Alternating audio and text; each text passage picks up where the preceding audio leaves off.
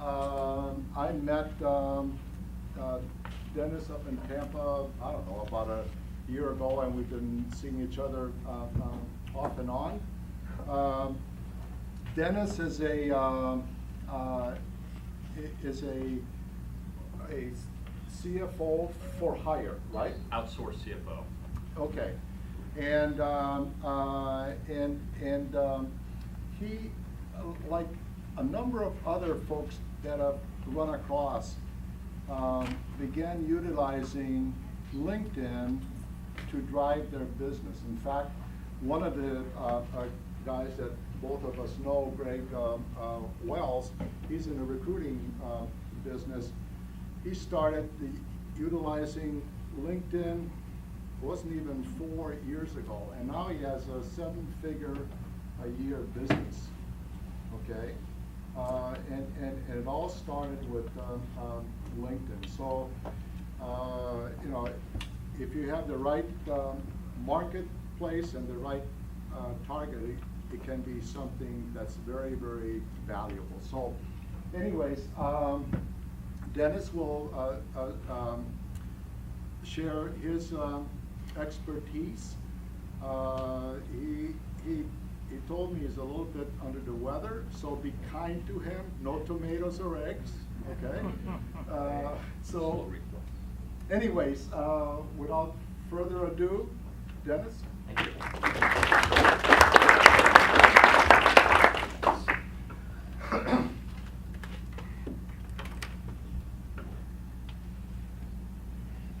Alrighty, you all, first of all, I'd like to say thank you for coming. I appreciate your interest in this. Second thing is, we have an extremely diverse group here. Companies, we've got novices, we've got some experts, somebody with 2,500 connections, and that's amazing to me. I'm just slightly under 2,000, which is still pretty good. But so how many people though use it, let's say 3 or more days a week on a regular basis? Okay, maybe about half. Okay, that's good. Well, to let you know a little bit about me, as Andre mentioned, I'm an outsourced CFO, so LinkedIn is not my business, okay? But I've taken to learn it and become successful at it, and it has brought me business. So I'm a little bit more like you all, rather than doing this professionally. I'm an entrepreneur, I've got a small business, I'm trying to attract clients, so I've taken it upon myself to learn this. So that's maybe one advantage I have over somebody that does this professionally. I'm a little bit closer to you all. So what I do though is, it's really helping businesses grow. It's taking them from where they are today and moving them forward. And it's doing things such as business plans and strategic plans and budgets and forecasts and looking at processes and all those fun kinds of things. Just to give you a little bit of my background and where I'm coming from, my experience and accomplishments are really spread across a wide range of businesses. I've been in all these industries here and worked with or for a number of companies. As an example, at Universal Studios, I was Director of Strategic Planning while we were building and launching Islands Adventure and City Walking Hotels, and that was a lot of fun, for example. So today, what we're going to talk about a little bit to help you all is really working on your profile and fleshing that out. What you want to do is truly build your brand and put it out there, and then being able to give and get some expertise. So our agenda is going to start looking at your profile and doing what we need to shore up your profile and make it strong, perhaps give you some ideas for improvement. We'll talk a little bit about applications, although LinkedIn is changing that. We'll talk about contributing and even starting some groups. We'll talk about how we should connect, some advanced strategies for searching. How many people have heard of Signal and use Signal? Not a lot. Okay, so that's something new we'll talk about, and then we'll wrap it all up with our keys to success. Okay, LinkedIn today, they just this last month surpassed 200 million members. That's a reason why you might want to be on it. Last year, there were over 5 billion searches that took place. 85% of the Fortune 100 uses it. There are over 2 million company pages and over 1 million groups. And you all will talk about this in a minute, but you might want to consider starting a group. So what can you use it for your business? Well, a lot of people use it for job search, but it is so much more. There's a lot of robustness to this platform. You can use it for sales, which should be very, very interesting to some of you. You can use it for marketing, customer service. Is anybody using it for customer service? Okay, interesting. Research, a lot of research on there. And then, of course, your career. So let's start with your profile. There's 10 things I want you to do with your profile. And you don't have to write these down right now. I'm going to cover them all in a little bit more detail. But you want to start out with a professional photo. Then you need to write a really compelling headline. This is your brand. Then we'll talk about what your story is, your current past positions, your skill set, how to give and get recommendations, a personalized URL, talking a little bit about the links that you can put in for contact reasons, and then questions and answers, as we mentioned, that I think is going away. Okay, your face is your brand here. You really want to make sure you have a good photo. So these are what I think are some good photos. But it's amazing because every day when I get on there, I see a lot of bad photos. And remember, LinkedIn is really a relationship, a personal relationship, one-to-one relationship platform. So it's important to put you out the representative. So when you first sign up for LinkedIn, what you're going to get is this little avatar guy, okay? Now if you just leave that little avatar guy there, that's going to say a couple things. It's going to say to people looking at your profile, I don't know what I'm doing. I don't know my way around LinkedIn, or I'm trying to hide something, okay? So you want to change that. Other people may put, some symbolic type of this is from a pharmaceutical rep, for instance, and some symbolic. Don't do that. Maybe that's good for your company page on LinkedIn, and that's fine. But on your personal profile, people want to connect with the person. There's funny stuff. There's stuff with animals and family. This isn't Facebook. Don't make it like Facebook. Keep it professional. Likewise, the stage stuff, like you're real busy on the phone or you're sitting up against your Porsche, don't use that. Just a nice, friendly, smiling face that fills up the frame. People want to know you because, quite frankly, when I meet with people, before I meet with anybody, I'll look them up on LinkedIn. I want to see what they look like because sometimes I may not know them yet. I may be meeting them for the first time, and that's helpful. So my recommendation is, keep it professional. Keep the Facebook type stuff off there. If you do need a good photographer, Ryan G up in Tampa, if you ever get up that way or have a desire to get up that way, he's a good guy, and you can reach him at Ryan G Photo. All right, let's talk about your headline. Now there's some controversy with headline. And the argument is, should you put a title there? Should you put a tagline? Or should it be keywords? Well, my answer to that, I've got my opinion, but my answer to that is do what works for you. At the end of the day, if it's working, go with it. Now, my suggestion is putting keywords. As you go through and you look at folks that have their profiles up there and have their titles, sometimes you'll see very, very creative and novel type things. Chief Dragon Slayer, Market Maven. The fact of the matter, though, and some of them are really neat, but you know what? People use this to search on. So if people are not searching for those terms, and they're probably not, you need to think about what they are searching for. And that's why I tend to go with keywords. Now, that's used for SEO within LinkedIn. You're limited to about 120 characters. But like I said, be careful about your word choice and your title. Think about what's in it for me from the perspective of your prospect, your client, your target customer, who you're trying to reach out to. And then it's also keyword density kind of takes part here, so you don't want to put too much either. The second area is two areas are your summary and specialties. Now, what a lot of people tend to put out there is their resume. I'm totally against that. Don't use a resume. Don't put a resume out there. Treat this like a blank canvas. Treat this like a page in a trade journal or a magazine or a newspaper. This is an advertisement for you. What do you want to fill that advertisement? What do you want people to see? So it's all about providing value to them. How can you help that customer, that target you're reaching out to? What's your call to action? Again, if you can use some of those keywords, that were on your headline, that again supports that headline, and that will help with the SEO within LinkedIn and rise to the top.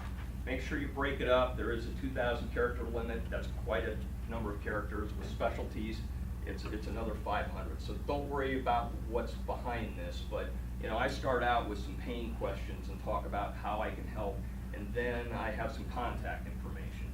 Make it easy for people to get a hold of you. Make it easy for people to find you.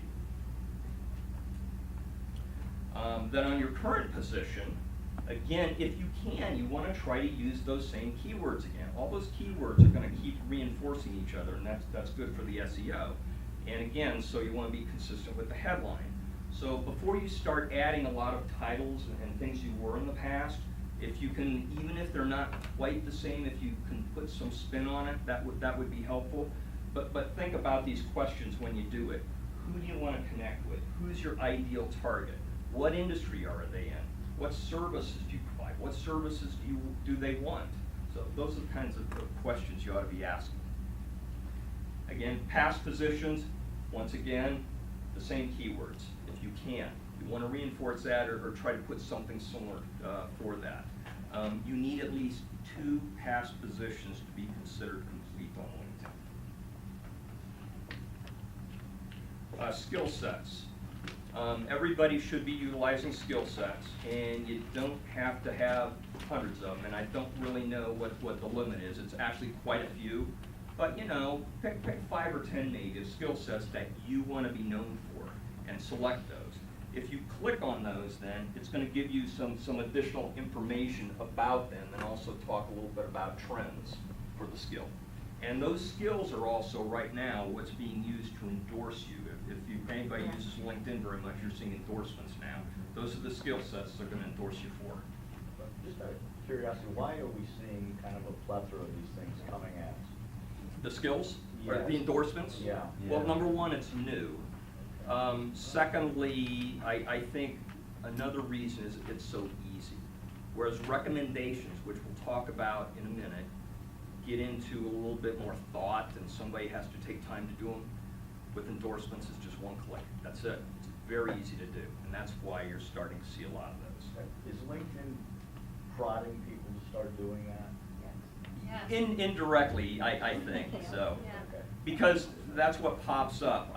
On your profile, so-and-so, when I look you up, right up at the top, it'll say, would you like to endorse you for whatever your skill sets are? So they make it very easy. I've noticed that it seems to be repeating some of the people, even though you've Yeah. already endorsed them. Yeah, and I don't know what's up with that. Don't know. So on recommendations, though, I would still recommend getting recommendations because they are more powerful. They take time, they take thought, but they're going to mean more than endorsement for that very reason. Again, it's going to provide references for your profile, for your business, for your cause, whatever it may be. But in order to get them, it's helpful to give them first. And how do you do that? Well, ask, okay? And we'll talk about asking on the next slide. But you're going to provide some guidance. And I would highly recommend quality over quantity. If you have 100 recommendations, nobody's going to read those. But you know what? If you got a good 10 of them that are really powerful, that's meaningful. Can you nuke some of the real generic ones? Can you nuke them? Can you delete them? Yeah. Yeah. Okay, so your elements of recommendations I would recommend are these. Get the names of the parties involved, get the business relationship and the length of time that you had that relationship. If you can, you want to utilize those same keywords that we've been talking about in your title, in your past and current positions, and of course those skill sets that you want to be known for. And finally, what are the benefits you provided to that person? Have a call to action. So if somebody was really happy with the work, they should say, hey, call this guy. This guy did great work. And have them put in your phone number or your website. Keep it at about 60 to 100 words. You don't want it to ramble on. Spell check. Have them spell check if you could. And if you do it, spell check too. Nothing's worse than getting a great recommendation with spelling errors. And then, of course, be sure to say thank you. How do you say thank you? You send them back a message that says thank you for the recommendation. Mhm. Now, when you first sign up for LinkedIn, you'll be assigned a public profile URL, and it's going to be some derivation of your name and had a bunch of letters and numbers that don't mean anything. So you need to change that. You need to customize that. So you can go in and edit that. That means people will know you know what you're doing. And that can say anything you want it to say. I chose Fredrickson D because apparently there's other Dennis Fredricksons, and that was what was available. But the other reason I chose that is I was able to use that same URL or that same name on Google+, on Twitter, on Facebook, all those things. So it's neat if you can be consistent across platforms. And then remember, when you use this, when you create this, you can use this on all your market collateral, you can use it on your business cards, and it basically brands your profile. Now, in connections, yes? Can you change the link if you already said it, or can you only change it one time? You might be able to change, I think you can change it. I think so, as long as no one else has it, so. You also have the option connections to customize your links. You're given up to 3 choices. A lot of people go in and use the default, my blog, my website, those kinds of things. If you choose those, that is exactly what it's going to say, my website, my blog. My suggestion instead is to go down and choose other. Other is going to open up some boxes, and you can put whatever you want it to say in there. And then, of course, you put the URL. So, for example, I've got on my website, instead of saying my website, it says CFO Solutions Resource. Now, that looks so much nicer, it looks more professional, it lets people know what you're doing. But, you know, depending on your purpose, what you want to do, you can say, contact me here, and have a landing page, or download my free report, or sign up for this free report, or whatever. So, you can use that any way you want, and you can change it constantly too, which is kind of neat, because every time you change something in your profile, it blasts it out and people get to see that, and your name kind of keeps, and your face keeps coming up. As we talked about, answers, as you mentioned, I think you said they're going away. You know, I used it for a while. I tried to use it very strategically, which means I would look for questions that are related to what I do and not worry about anything else. And that, again, reinforced my brand, reinforced my skill set. So they had about, 20 categories, and within those subcategories. And then, of course, the answers, they would be ranked by the person asking them. So that would show up on your profile that you're ranked #1 for this area. And it was providing value not only to the people getting the question answered, but to the people viewing those answers. And it demonstrated your expertise. And like I said, when you do that, you want to be very strategic. And don't just, I see a lot of inane comments that people just, off the top of their head. And I strongly suggest don't do that with your comments. Now, if answers is going away, my suggestion is this. The thing with answers was you were waiting for somebody to ask a question to answer it. Well, you don't have to wait. So instead of waiting for an answer or a question to answer, what you need to start doing is under comments on your front page, show your expertise. Start talking about things of value to your customer. So instead of using answers, you're providing valuable information to your customer. I get on there probably about 3 times a week, and I will send out messages related to articles I find, the link to articles that are helpful based on things I do. Like one was on JCPenney's strategic planning and what's going on with them and what didn't work for them. So strategic planning, strategic pricing, metrics, any type of business type stuff I'll send out. So that's kind of a way around this then. Excuse me, isn't there there's some sort of application that is more interactive that is going to be working with LinkedIn? I don't remember the name of it. Yeah. For what you do, I could see that your market is sort of national, but a lot of us in here are sort of... It actually isn't. It's more regional. Is it? Mhm. Okay, so how do we most of us, I assume, in here are like sort of regional. How do we customize to say target Florida or to target the county or? That's a great question, and I'll get to that when we get to groups. Okay, great. Okay. One other thing you might consider is building a business page here, and I don't want to spend a lot of time on this because this could probably be a separate subject, but you need to know a couple things. Number one, if you want to build a business page, you have to own the domain name, or the domain, I should say. What that means is it can't be at AOL, at Gmail, at Yahoo, those kinds of things. You have to own it. So, but it does allow you to focus and target your customers a little bit. And you can link, you know, documents, white papers, videos, those kinds of things to it, which is pretty neat. So your goal here, though, when you get your profile built, is to be able to be discovered. And discovery happens in several different ways. Number one, you've got to build out your network big enough. You need at least 500 people initially to really get some traction. Like I said, I'm about at 2,000 now. But now, with my network, when I go in and I type CFO Tampa, I'll come out number one out of about 1,200. And if I just type CFO without Tampa, I'm number 3 out of about 400,000.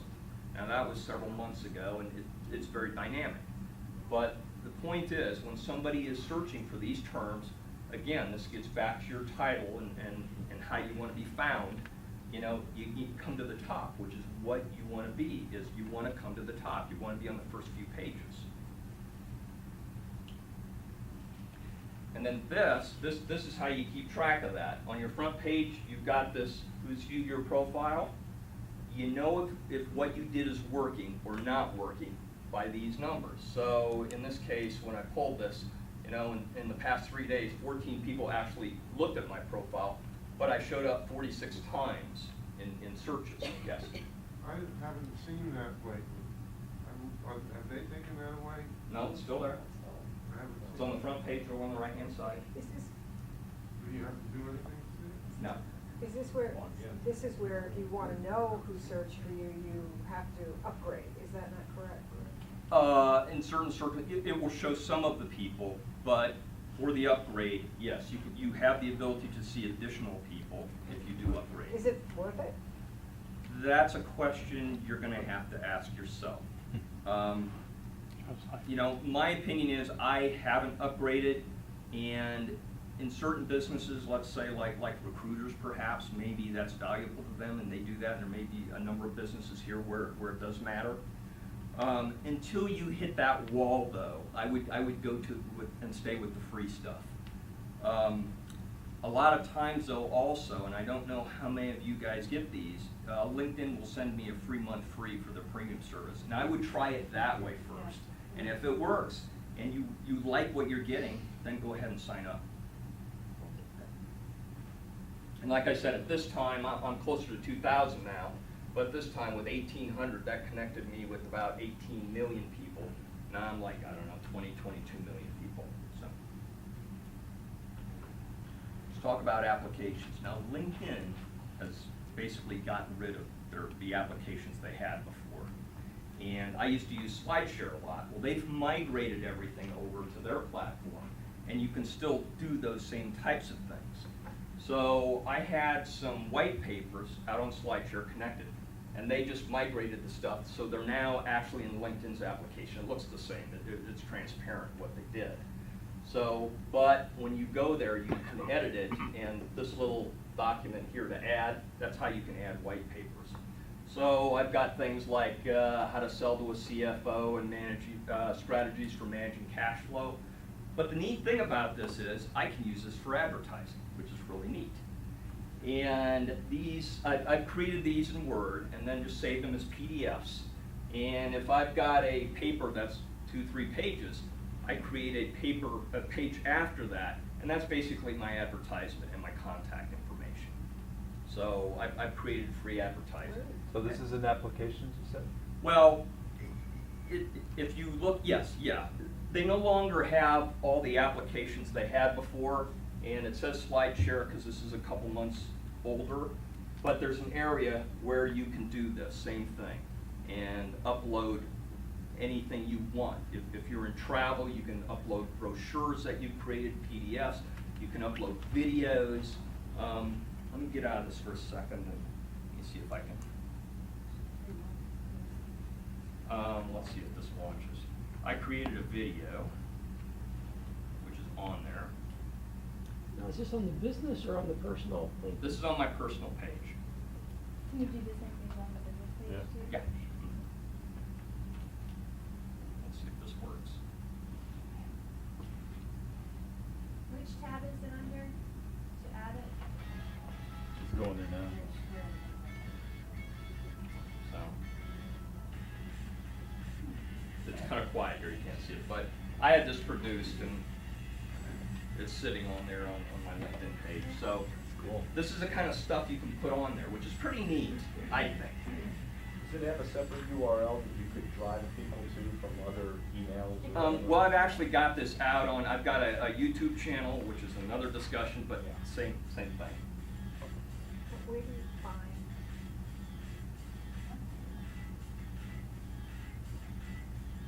When you edit your profile, it's on the publications part, is that Oh, where you? okay. Is It that probably, right? I think Oh, so. okay, all right.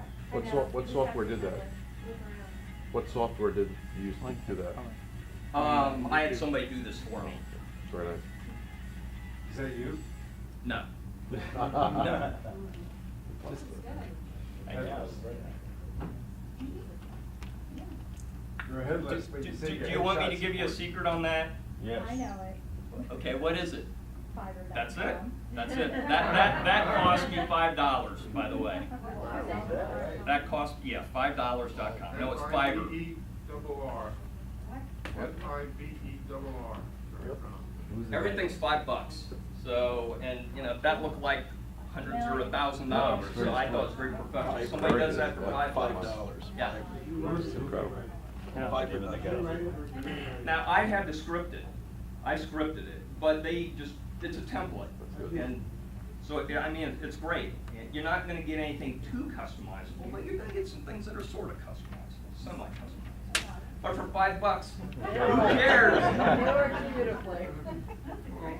Or you can farm it out to 3-4 people and see which one comes Right. back best, and you've only spent $20. Right. And not to get on a whole Fiverr discussion here, Fiverr can be used for lots of things. I mean, business cards, slogans, there's a bunch of marketing type things. Go in there and search it. You'll find lots of fun stuff. You can spend a day on there looking for a lot of garbage too, but Dennis? yes. When you do searches within LinkedIn, you know on Google how they're personalized, are they not personalized in LinkedIn? When you say personalized, let's. Like they show you what you've been looking at, like when you go to. Oh, like the Google. timeline? Well, no, they show, They let's remember say, your search. let's say you're into Porsche, so now every time you go to Google, Porsche ad comes up, or Porsche results. Are the LinkedIn, maybe you know? Yeah, I'm not sure I about don't that. think so, I think Yeah, that's a conflict. Okay. Yeah, I don't remember that. All right, let's talk about groups a little bit. Finding, selecting, creating, and participating in groups. And you should all be involved in groups. All right, when you first sign up, in order to find groups, what you're probably going to do is pull down on one of the top bars here, and it'll say groups, and you can type in whatever you want it to say. If you want it to say Sarasota marketing groups, you'll find the groups related to Sarasota marketing. Then when you join some of these groups, after you've joined them, LinkedIn is actually going to suggest some. It's going to say groups you may like, all right?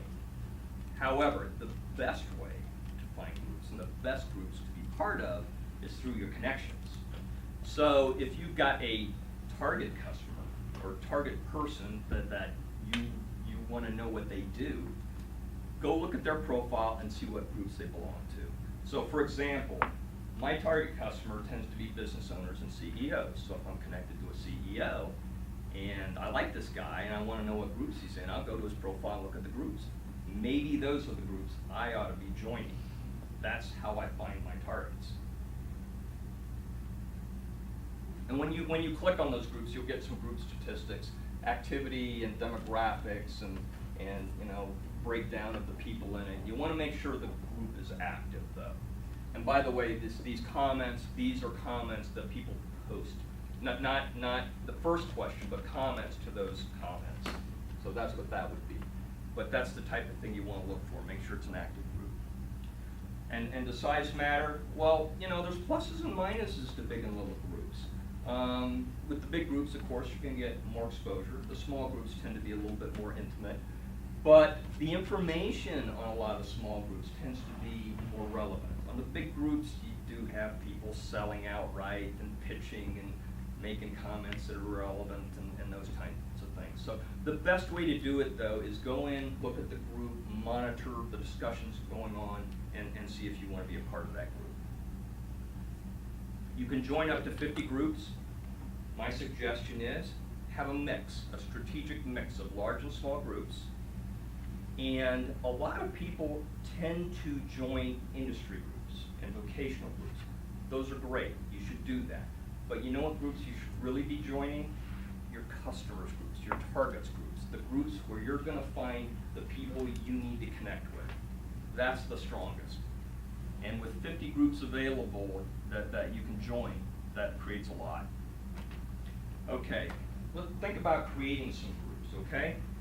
The neat thing about creating a group, and it's very easy to create a group, is you get to control the group. And when you get to control the group, you control the discussion, the agenda, you control who gets in that group, you get to control the visibility. You, as the owner, get to be known as a person of value and a resource for the group members. And the other neat thing about this is that you get instant communications with all the members, which if you try to do that outside of the group, the only way you can do that is you pay for it, okay? So that's one of the differences. And it's another avenue to grow connections. So, what kind of groups? You know, a lot of people don't think about this, but there's a number of reasons that you can join groups or create these groups. Create a group that focuses on your prospects. I've done that. Create a group that focuses on customer service for your existing customers. Has anybody done that? Okay. How about vendors? How about a board of advisors? How about a mastermind group? These are all great things. And there's probably 100 other types of groups that you can form if you think about it. I just wanted to throw out some ideas here of things you can do when you create a group. And you can create up to, I think it's 10 groups. So again, there's a good variety. Well, that adds to your 50 also. I'm sorry? That adds to your 50. Yes, that's right. That's right. So you can, what I would recommend that if you join 50 groups, only actively participate in about 5 or a handful. You can't participate in 50. It's just too much. You might want to monitor from time to time the others, keep an eye on what's going on. If there's some interesting discussions, be a part of it. It's important that you don't sit on the fence, though. This is a participation platform, and this is the only way for you to be successful using LinkedIn is to participate. You got to be a player. Do not sell, though. Do not sell on LinkedIn. People don't like that. Do not self-promote, and do not make off-the-cuff comments in the group. Be strategic, be thoughtful when you're responding. Always try to add or give some value to the people within the group. So you don't advocate using the promotions tab on the groups? I guess it depends. You know, you're gonna have to look at that and just be careful about it. You know, watch the group, and you know, a lot of people don't like out and out selling, and it's just, you know, you've got to form the relationship before you start selling. And until that relationship's there, I think selling puts a lot of people off. So, all right, let's talk about connections. When I first joined LinkedIn, I was in one of the camps that said, you know what, I'm going to use this as my personal Rolodex. This is something very valuable to me. I'm going to keep my contacts close to the vest. I want to make sure no one can see them, and you know, it's just going to be my personal contact list. Well, that didn't work too well. I wasn't getting anything from that. So after listening to a number of webinars and seminars and talking to a lot of people, I figured I was going to go to the second camp. And the second camp was try to connect with a lot of people. That doesn't mean you have to connect with everybody. And there's still people I don't connect with or won't connect with. And those are the kind of people that have the avatar, that have virtually no connections, that may be in some born Middle Eastern country, stuff like, and I get those, believe me, but it's like, I'm sure the same stuff goes on in LinkedIn that goes on Craigslist, so, you still gotta be careful. But, look at somebody's profile. If they look interesting, if they look like somebody that may be able to help you in some way, or somebody that you just like because of maybe there's some synergies potentially there, go ahead and connect with them. Yeah. Okay, what I've learned is that Facebook is more the social, LinkedIn is more of the business. Right. Okay, so then this is really then more of the Facebook inside of LinkedIn, where you connect with your group, you socialize, you get to know their virtues, but you do not sell. That's right. I wrote in a response to one discussion, and then one other person in the group asked if they could publish it in a newsletter. Well, very good. Is there any possibility that if you open, up the gates Right. and you accept, everybody and their dog, that somehow or another that can come back and bite you because they connect to people you truly do value, and then those people find out that you're connected, they're trading on your name. Right. I haven't had that problem. If you see that it is an issue, then you can disconnect with them. You go to your connections and you just Chop them. get rid of them. So, and I have done that, by the way. Yes. My question is, some of my friends are also competitors. I have like a whole group of people, and I don't really like them seeing everything I own. So, Okay. They can choose. All right, we'll address that in just a second. I've got a slide for that. Good for you. All right. So why do you connect though? And this is important. You connect to become a resource. You connect to become a connector to other people. You want to be a center of influence, and you want to be an expert. This is the reason you're on this platform. Okay, should you connect with a competitor? I'm glad you asked that. Well, there's some pros and cons for that, and everybody is going to have to make their own decision about it. And you're going to have to kind of watch what happens too. You might be able to learn something by watching what your competitor does. There may be opportunities for some type of strategic alliance. It causes you to become more customer focused because everybody's kind of raising their bar there, and it may result in some improvement for you too, and it's a way to expand your network. Well, the cons are maybe you get spammed, maybe there's no value added, but maybe that's not so bad because it's no harm. Maybe they take and never give, and that is kind of bad, and maybe they're there to rate your contacts. But you know what? That to me is not that big a deal because everybody's getting such large networks anyway, and that's what LinkedIn is promoting, the large networks. If you don't like it, disconnect from them. Now, there are some settings. You got your profile, you got some privacy controls, and you can block updates, you can block their contacts, you can create private groups. So for example, remember that camp I showed you? If I wanted to truly keep a private Rolodex, what I would do is I would start a private group, have those people in my private group, but not connect individually with them. Nobody could see that then. So that's another way to handle that. And finally, if you're having problems with them, just disconnect. Can I make a point? Yeah. There is a philosophy that if you're looking at the competition, you're looking in the wrong direction. Okay. You're looking at history. Right. The only place to look is the marketplace. That's where they're ahead. But if you're looking at the competition, you're looking in your rear window, and then instead of looking out of big windscreen. Well, there's another philosophy I have, and that's look in both directions. I want to see what more information is better. So I'm a big advocate of full disclosure and more information. So. All right. So with connections, you want to make yourself visible. When you connect with somebody, don't use the standard form letter that just comes up. I want to connect with you. Talk about where you met them and say, it was a seminar. I really enjoyed the seminar. I'm glad we met up. Now I'd like to connect with you on LinkedIn, but personalize a little bit more. Go beyond the connection then. Again, this is just an initial platform. Sit down, have coffee with them, find out about their business, find out what they're doing. Again, this is about forming and starting relationships. Like I said before, you gotta be a player, participate in the discussions. One person actually sent me a little survey. They said, you know, I'd love to connect with you. Can I ask why? And it wasn't done, you know, with any kind of ill will or anything, but they want to know how potentially they could help you. I thought that was kind of neat. And then, as I reiterated before, don't sell. Now, the advanced search feature. When you use advanced search up here, when you're searching for people, they'll say advanced. Now, that advanced only shows up under people, jobs, and answers right now. For everything else, that won't show up. Hey, Dad? Yes.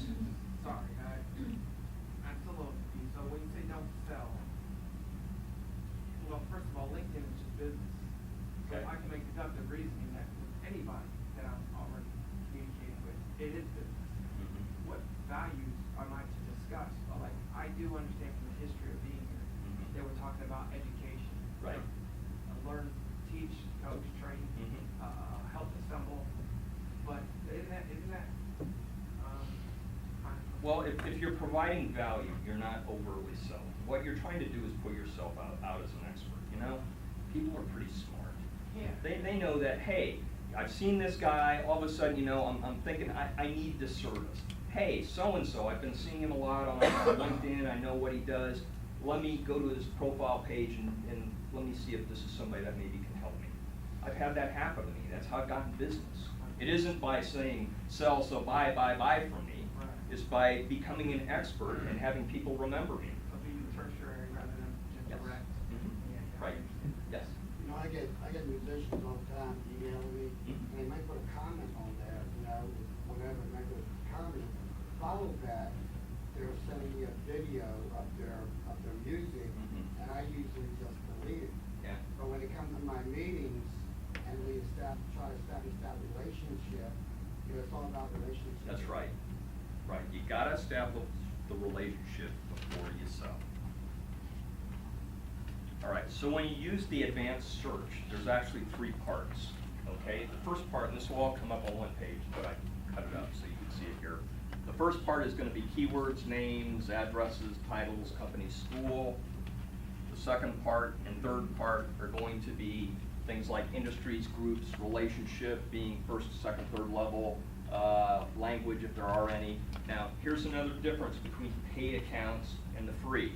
You get additional filters to search on, which you don't get in the free. So, company size, functions, seniority level, years of experience, stuff like that. But you know what? You can put some of those terms in the keywords and it'll come up anyway. So try that before you pay for it. This is the most important part of advanced search though. At the very bottom, there's a sort by, okay? And what you want to do is sort by connections. So let's say if I'm up in Tampa and I want to know, you know, the top marketing people in Tampa by largest connection.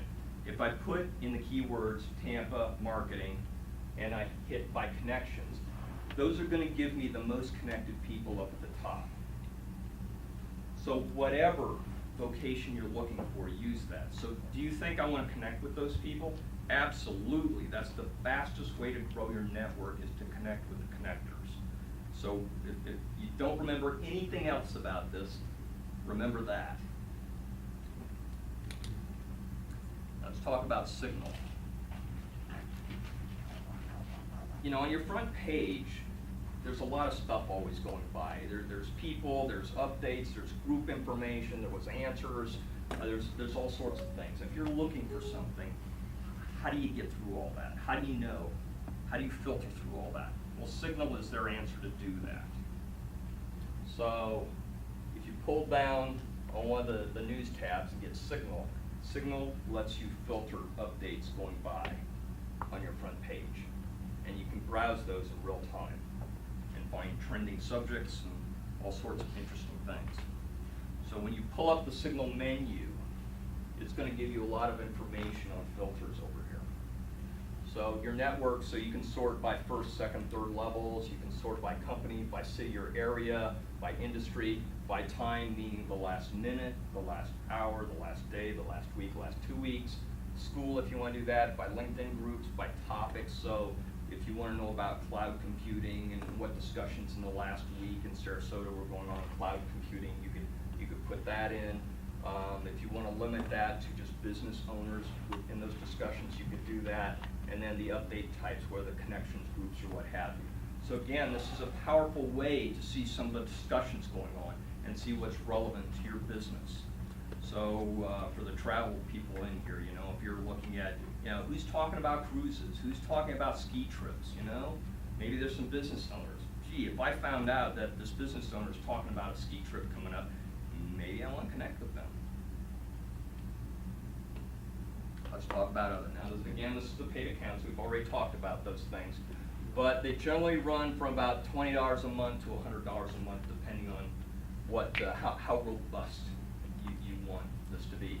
So my recommendation, though, is that go with free until you find a true need to pay for it, number one.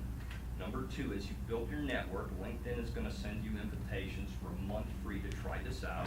Do that first and see if it's something worthwhile. And then finally, there's a lot of ways to work around some of the paid things within the free things. Like I said, you can use those keywords when you're using for advanced for the stuff that they filtered out.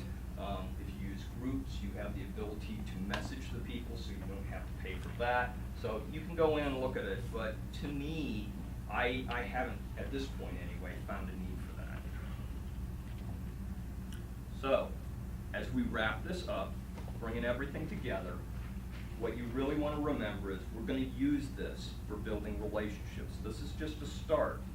You want to establish trust with the person you're connecting with. You want to become an expert and a thought leader. You want to be a connector. It's very important to be a connector. The people that end up giving first are the ones that really benefit the most from this. So think about that. Develop your brand, though, and be consistent with it. Don't go off brand by doing other things, and that's very, very important. Your call to action today, if you aren't already, I want you to connect with me. All right? So when you go to me, you can look up my name. There's no E between the Fred and the Rick, or you can try CFO Tampa. But go in there. That's what I look like. You know, send me an invitation, please. Personalize it. I enjoyed the seminar. If you would, I appreciate that. You're trying to get the 2,000 number, aren't you? Yeah. I'm this short. How do we do it if we don't know? We use your email address here. Is that how we do it? Search your name. Yeah. If you search my name. I found you, but in order to connect with you, I don't know you, so I have to put in an email address. Well, or you can say friend. Friend's usually a way around that. You ever do that? I can do it Yeah. as a friend, and Yeah. you'll So agree with me? I'm sorry? And you'll agree? Yeah. Okay. You're a friend. Trust me, you're a friend. If you want my email address, though, here it is, just in case if you want to do it that way. So at this point, any questions? Go ahead. You said a lot of big companies use this to search for employees. Yes. Some of us have our own businesses. Right. Until a better offer comes along, perhaps. How do you let that know on your LinkedIn? That someone might find me and think, well, gee, it looks like he's happy in his own little business. So I want to offer this big job. And you are. Let's see. The people I know that are doing that, up in their headline, they're putting, I'm trying to think of the words. Anybody who listen to Frank Wells or Dan Sherman, Greg Wells, I'm sorry, or Dan Sherman, I think they put something in their headline that's seeking opportunities. I think that's the way they term it. But Won't that dilute your current clients then? Don't they know he's just temporary? well, you know, that's a risk. That is a risk. So, you know, the other way around it is you don't use LinkedIn for that. You go around other ways, other avenues, other channels. And, you know, you use LinkedIn as, you know, a reference for that position if you're looking for it. But, you know, anything you put up there, unless you change the privacy settings, which you could do, to just the people you're connected with, and don't connect with the people looking for you. But by the same token, if somebody's searching for that, then they may not be able to find you either. Yes? I have a suggestion for all the other ones. It's something I'm sure you use. And in the connections, you can do little subgroups and divide out, like you have all the business people or That's you have right. your friends.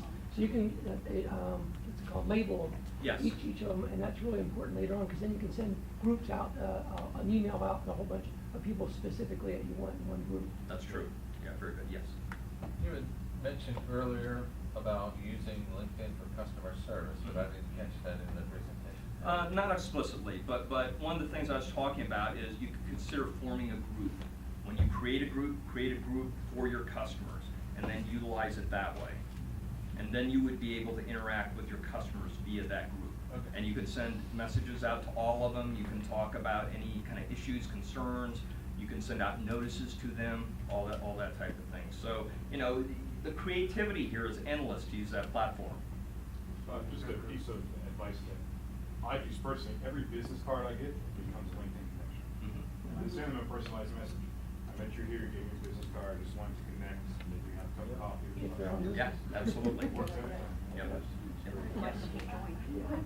When I post my blog on my website, I link it to LinkedIn and the other website. It comes up with a screen that asks about the groups and individuals and everything like that.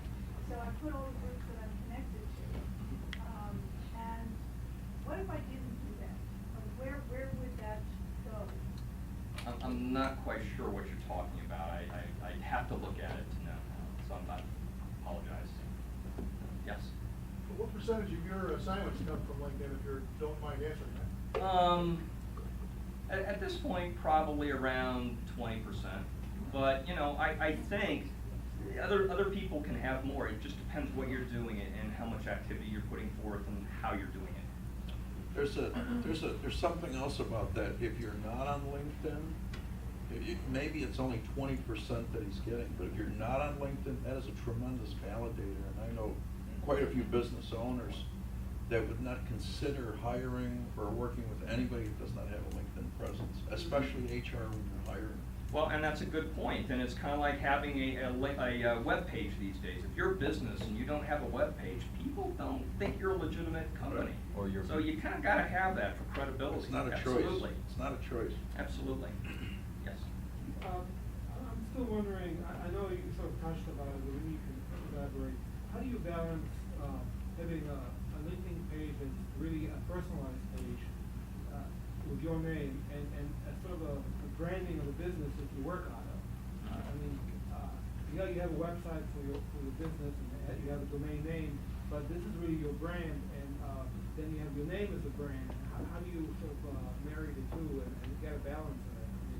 Well, you know, that to me is maybe it's a platform question, but it's almost more of a marketing question. You know, you are your brand, so you need to be consistent with your brand, and that's why you've put a company page on here. But for your personal page, you know, you're doing everything that is consistent with your brand, and you've also got links to your brand. I mean, I think it's okay to be putting stuff on your website and having links within your posts that say, you know, here's an interesting article I wrote, here's a link to it, and it goes to your website and it talks. It's not overtly selling, but it is, you know, moving people over to your website, and that's okay, as long as you're providing some value, in my opinion. Yes? I have something set up with the filters that you also have a weekly report based on a certain filter, and it'll send you a list of your connections that now meet the criteria that you put in. Yeah. So that's one thing. I do have one girl who's been pestering me, and she's going to every single email that I've had to do a request. Interesting. You know, and Well, if you don't like it, you can disconnect. yeah, well, obviously, I'm not answering that. I mean, she's just a college student in Pennsylvania somewhere, and I don't know, you know. So you could be the next. Just a college student. Well, and you never know where she's things gonna gonna come land. from. So my You don't wanna suggestion answer is, you those. know, just. Be nice. Yeah, be nice, and That's you know, there's a lot from a lot of different people. You gotta be open-minded about this too. No, I looked at what she was connected to, and like she had like eight connections or something like that, you know. It wasn't somebody like that. Okay, go ahead. I was wondering if we could, I'm sorry? list of anybody that wants to join within this group, join with each other. Is there a way, maybe that'd be an Andre question, we can get a LinkedIn group where everybody could join through just to link up. You know, it doesn't have to be a group, but just individual, maybe make a list of anybody Yeah, who wants to be on it. absolutely, you could create a group, absolutely. All right, two more questions, okay? Go ahead. This is, I discovered something about LinkedIn I just want to share with everybody. Okay. When I first got started, I downloaded a LinkedIn app for my iPad, and I'm just trying to follow along with you, and I found out this app is really limited, so I went and logged in through the web browser, and there's this whole open world here. Yeah, So- the iPad app is not very good. It's not very robust, so. That might be worth sharing, because I always thought this was so limited, so that alone is worth. Go ahead, last So I have question. a LinkedIn icon now in my emails, signature. Right. If I customize my public profile URL, would that icon therefore be outdated? Do I have to change the icon and reboot it, so to speak? It may be, because that's how it's linked. The links will be different. Yeah. All right, one last question, this is it. I just connected with you through the iPad app and it didn't let me personalize it, sorry. Okay, all right, well, thank you very much.